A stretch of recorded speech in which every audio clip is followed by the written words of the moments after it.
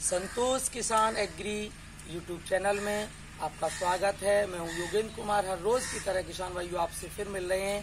जो हमारी पुरानी वीडियो थी उसमें हमने जो मनुष्य के जीवन की जो दो बिंदु थे कि वेदों का ज्ञान और ओम का ध्यान, हमने इन दो बिंदुओं पर चर्चा की। अब जो हमारा तीसरा बिंदु है उस पर स्वामी जी यज्ञों का अनुष्ठान, उस पर प्रकाश डालेंगे। जी स्वामी। देखिए, यज्ञों का अनुष्ठान, यज्ञ जो है वेदों में एक प्रश्न आता है, प्रच्छामि यत्र भुवनस्य नाभिः। तो इसका चारों वेदों में उत्तर है। प्रश्न है कि इस विश्व ब्रह्मांड का केंद्र क्या है। Received 240 rupees on Google Pay for Business. अयम यज्ञो भुवनस्य नाभिः। यज्ञ ही विश्व ब्रह्मांड का केंद्र है। यज्ञो वही श्रेष्ठतम कर्म, जो हमारे श्रेष्ठतम कर्म होते हैं वो यज्ञ का रूप धारण करते हैं। यज्ञ जो है सर्वश्रेष्ठ है। और जो मनु महाराज ने 5 यज्ञों को महायज्ञ माना। यज्ञ तो अनेकों हैं, कोई गिनती नहीं है। जितना जो श्रेष्ठ कार्य है दूसरों का जिससे उपकार होता है वो यज्ञ कहलाता है।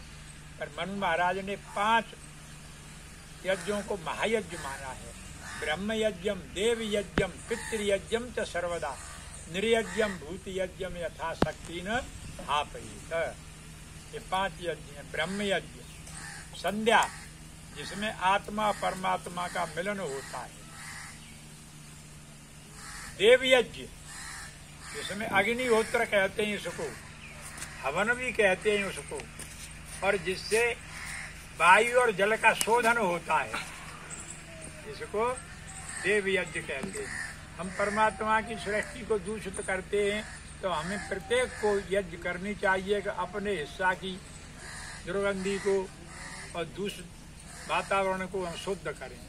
जब जल और वायु शुद्ध होता है तो हमारा स्वास्थ्य सही रहता है, और जल और वायु दूषित हो जाता है तो हमारा जीवन भी दुर्भर हो जाता है। इसीलिए या देव यज्ञ।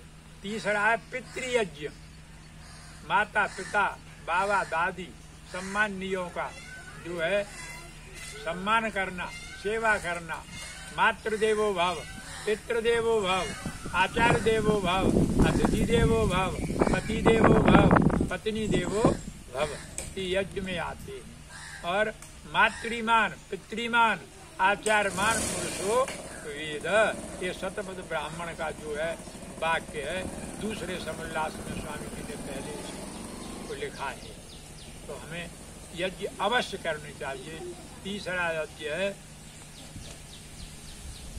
पितृयज्ञ, और चौथा यज्ञ है बलवैसुदेव यज्ञ। हम अपने भोजन में से कुत्ता, गाय, चींटी, पक्षियों को अवश्य हमें खिलाना चाहिए।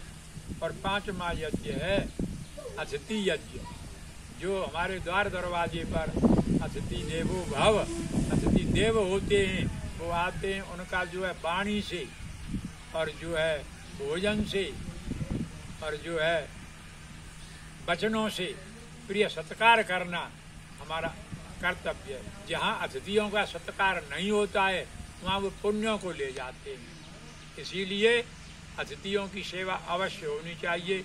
चाणक्य ऋषि कहते हैं इसके बारे में, न विप्र पादोदकम कर्दमानी, न वेद शास्त्र धुन गर्जतानी, स्वाहा सुधा विवर्जितानी, शमशान तुल्यानी ग्रहाणी तानी।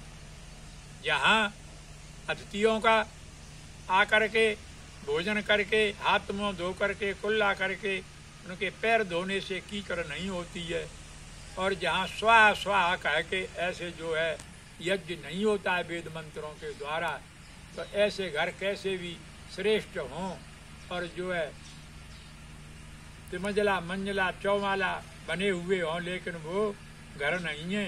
चाहे फूस की झोपड़ी हो, वहाँ जो है संध्या होती है, यज्ञ होती है और अतिथियों का सत्कार होता है, वो सदन माने जाते हैं। और जहाँ ऐसे कार्य श्रेष्ठ नहीं होते हैं वो शमशान के तुल्य माने जाते हैं। यह यज्ञों का प्रभाव है, या 5 यज्ञ हुई। और देखिए आगे जो है संस्कारी संतान। संतान जो है बन गई तो हमारा सब कुछ बन गया। अगर संतान बिगड़ गई तो सब कुछ बिगड़ गया।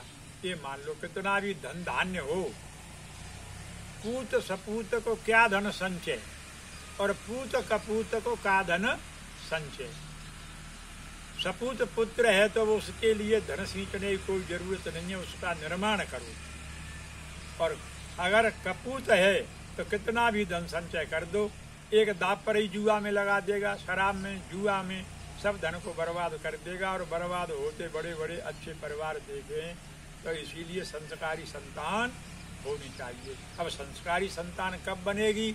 जब माता होगी विदुषी और पिता विद्वान होगा, तब संस्कारी संतान हो सकती है।